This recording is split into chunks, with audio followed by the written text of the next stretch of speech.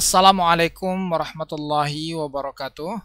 Bertemu kembali dengan channel Hefri Asraumika. Pada kesempatan kali ini kita akan membahas soal soshum sosiologi dengan kode 331 tahun 2017 bagian yang pertama. Baiklah, kita langsung saja membahas soal soshum tahun 2017 ini. Soal yang pertama. Revolusi mental merupakan suatu gerakan nasional yang dilakukan sebagai usaha bersama untuk mengubah nasib Indonesia menjadi bangsa yang benar-benar merdeka, adil, dan makmur. Dalam sosiologi, revolusi mental merupakan bagian dari kajian A, B, C, D, atau E. Ya, jawaban yang tepat adalah perubahan sosial, ya, perubahan sosial. Kenapa?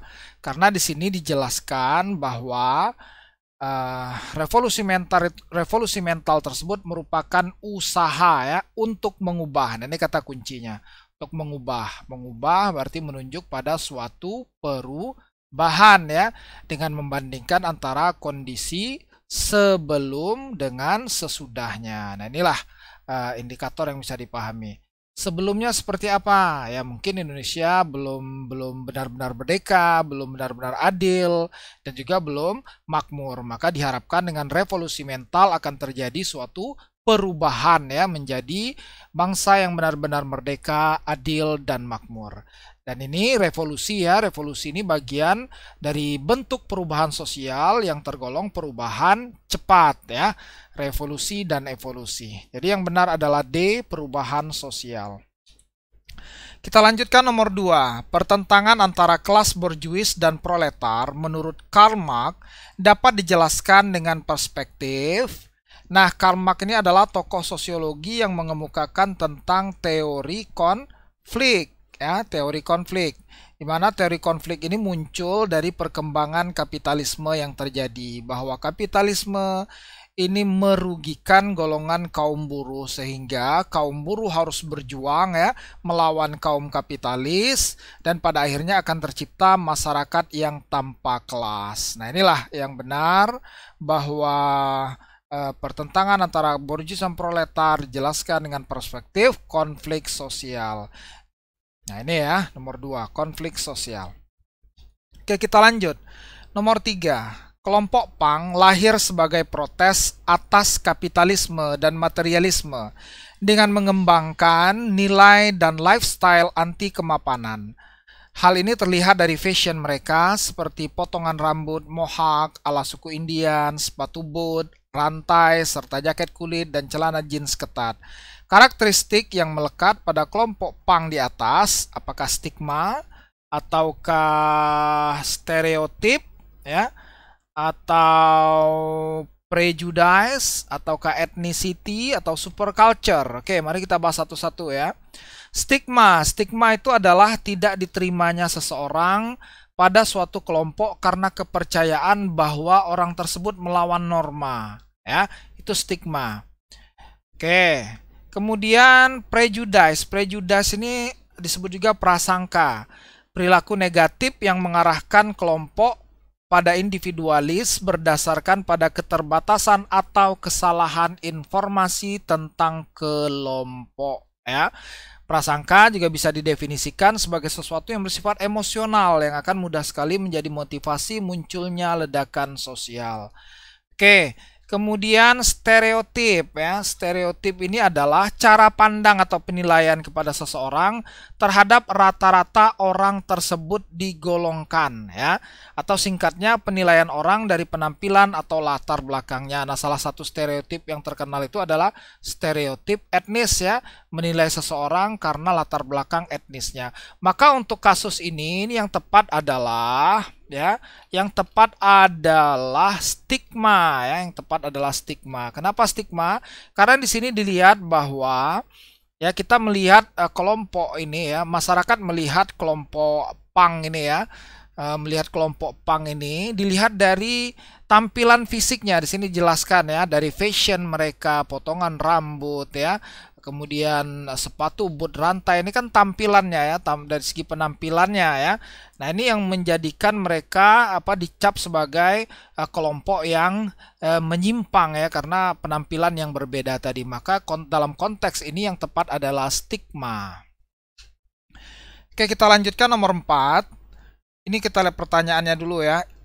Interaksi antara individu dengan kelompok. Mari kita lihat individu dengan kelompok. Nomor 1, seorang penggemar dengan band. Oke, ini individu, ini band, ini berarti kelompok. Berarti ini benar ya. 1 benar. Diskusi antara 2 orang siswa. 2 orang siswa berarti individu dengan individu. Ini salah. Wawancara seorang reporter dengan kelompok penari hip hop. Seorang dengan kelompok. Nah, berarti ini benar. Individu dengan kelompok. Kemudian saling ejek antara kelompok supporter. Ini sudah jelas ini kelompok, berarti salah. Peringatan seorang polisi terhadap kelompok. Polisi dan kelompok. Nah, ini benar. Berarti 1, 3, dan 5. Nah, sebenarnya kita sudah bisa lihat ya, kalau 1 pada padanannya 1, 2, 3, 1, 3, 5, atau 1, 4, 3. Berarti yang benar adalah 1, 3, dan 5. Kita lanjutkan, nomor 5. Ungkapan bahwa hukum lebih tajam ke masyarakat lapisan bawah tetapi tumpul ke masyarakat lapisan atas memperlihatkan bahwa hukum tidak netral tetapi memihak kelompok tertentu. Hal ini sejalan dengan teori. Nah, kita lihat dulu ya, differential association. Ini merupakan proses belajar dari hubungan yang berbeda. Artinya, seseorang menjadi perilaku menyimpang karena dia bergaul dengan orang yang berperilaku berbeda. Nah, anomi ini merupakan kondisi ya, tidak adanya nilai dan norma atau kekacauan yang terjadi karena nilai dan norma itu tidak diakui lagi dalam masyarakat. Kemudian konflik. Nah, inilah jawabannya ya. Karena di sini melihat antara kelas menengah dan kelas atas ini selalu terjadi konflik ya. Salah satunya adalah bahwa dalam bidang hukum pun ternyata kelompok masyarakat lapisan bawah ini tergolong masyarakat yang tertindas secara hukum karena mereka sering diperlakukan secara tidak adil. Maka analisis yang tepat untuk melihat kasus ini adalah analisis konflik. Jadi jawaban yang benar adalah C. Kalau fungsional ini melihat fungsi, kalau labeling itu cap atau julukan yang diberikan. Maka untuk kasus nomor 5 yang tepat adalah konflik. Kita lanjutkan, nomor 6. Salah satu fungsi dari stratifikasi sosial adalah apakah memberi penghargaan, menimbulkan kekhawatiran pada masyarakat strata atas. Ini tentu saja tidak tepat ya, yang B ya, menimbulkan kekhawatiran pada masyarakat strata atas. Ya, sebenarnya yang dibuat khawatir bukan hanya strata atas ya, tapi semua lapisan dalam strata sosial itu akan mendapatkan kekhawatiran dalam situasi tertentu ya, tidak berhubungan dengan stratifikasinya. Menempatkan setiap orang pada posisi yang sama ini salah ya. Kenapa? Karena setiap orang akan ditempatkan dalam posisi yang berbeda-beda sesuai dengan kemampuan dan keahliannya. Orang-orang yang memiliki keahlian yang tinggi, keterampilan yang baik, maka dia tentu akan berada pada lapisan atas ya, pada lapisan atas. Mendorong masyarakat menjadi egaliter ya. Nah, egaliter ya, egalitarianisme ini kita lihat dalam konteks diferensiasi ya, diferensiasi. Artinya apa? Misalkan antara laki-laki dan perempuan ya. Laki-laki dan perempuan harus diperlakukan secara egaliter. Artinya apa? Laki-laki dan perempuan harus mendapatkan hak yang sama, apakah dalam bidang pendidikan, dalam bidang kesehatan, politik dan lain sebagainya. Ini maksud egaliter. Jadi tidak berhubungan dengan stratifikasi ya, ini lebih kepada diferensiasi. Menurunkan solidaritas kelompok ini juga kurang tepat ya. Kenapa menurunkan solidaritas kelompok? Seharusnya stratifikasi itu malah meningkatkan solidaritas sosial ya, apalagi di dalam suatu kelompok ya, dalam satu lapisan ya. Nah, maka yang E ini tidak tepat. Jadi B, C, D, E ini tidak ada yang tepat, maka jawaban yang benar adalah A. Apa maksudnya? Memberi penghargaan bagi mereka yang berprestasi. Nah, kita lihat ya stratifikasi. Strata masyarakat itu ada kelas bawah, kelas menengah, kelas atas ya. Ketika seseorang berhasil berprestasi dalam bidang tertentu, misalkan seseorang yang berhasil menjuarai suatu suatu ajang pencarian bakat. Maka secara tidak langsung dia akan mendapatkan reward, akan mendapatkan hadiah, dan dia pun akan diundang untuk mengisi acara di berbagai stasiun televisi. Dengan demikian maka income-nya pun, penghasilannya mengalami peningkatan. Maka dia bisa naik, apakah naik ke lapisan menengah ataupun bisa juga naik ke lapisan atas. Nah, inilah yang dimaksud bahwa sertifikasi ini memberi penghargaan bagi mereka yang berprestasi. Semoga bisa dipahami ya. Kita lanjutkan ke nomor 7. Fenomena sosial yang secara langsung mendorong terjadinya mobilitas sosial adalah apakah bakti sosial, perbedaan jenis kelamin, tingginya angka putus sekolah, arus perpindahan, atau lurah yang terpilih. Nah, untuk soal nomor 7, jawaban yang tepat adalah D ya. Arus perpindahan petani dari desa ke kawasan industri. Mengapa ini mendorong terjadinya, secara langsung mendorong terjadinya mobilitas sosial?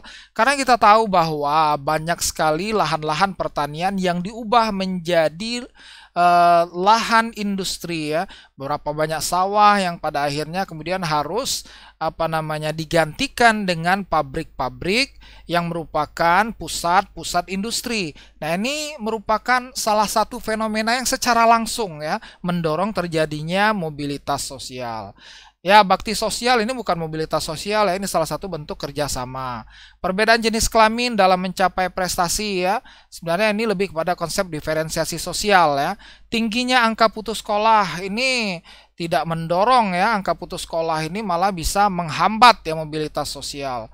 Kemudian lurah yang dipilih kembali ya, lurah yang dipilih kembali ini adalah bentuk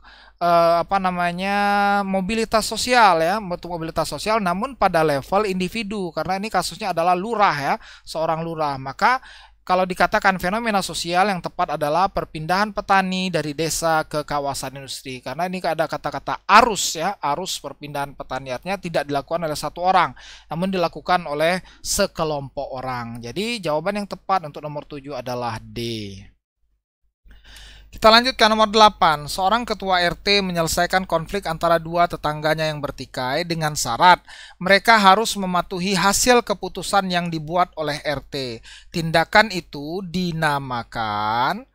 Nah, di sini ada kata kunci bahwa RT ini membuat keputusan dan keputusannya harus dipatuhi. Nah, berarti dalam kondisi ini RT bertindak sebagai wasit ya, atau pembuat ya keputusan, decision maker, pembuat keputusan. Maka kondisi atau bentuk akomodasi di mana pihak ketiga bertindak sebagai wasit atau pembuat keputusan adalah arbitrasi. Ini jawaban yang benar ya, D, arbitrasi. Nah, bedanya dengan mediasi, kalau dalam mediasi pihak ketiga tidak membuat keputusan, tapi hanya sebagai penasehat, hanya memberi nasihat saja, sedangkan keputusannya diserahkan kepada pihak yang berkonflik.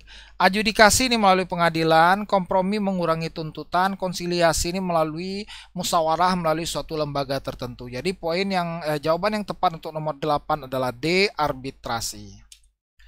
Baiklah, terima kasih sudah menyaksikan tayangan video pembahasan soal Sosum Sosiologi tahun 2017.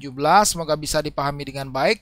Jangan lupa like, share, dan subscribe channel ini bagi yang belum subscribe. Terima kasih atas perhatiannya. Wassalamualaikum warahmatullahi wabarakatuh.